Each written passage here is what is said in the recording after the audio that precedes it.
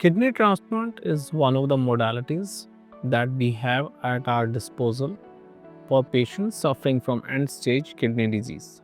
Now, end-stage kidney disease can happen because of many diseases like diabetes, hypertension, drug exposure, certain familial glomerulonephritis, and certain autoimmune conditions.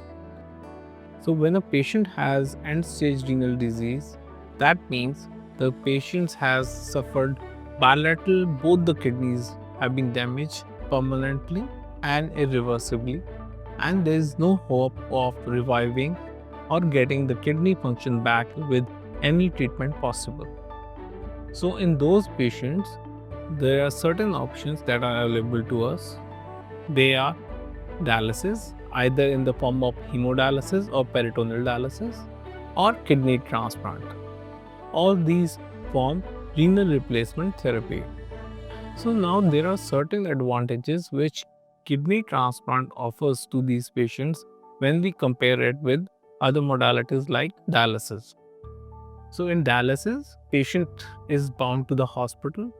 He has to visit the hospital often, twice or thrice in a week.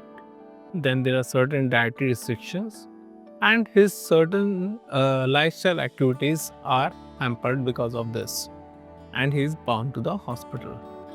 Whereas kidney transplant offers the best permanent cure in patients suffering from kidney disease.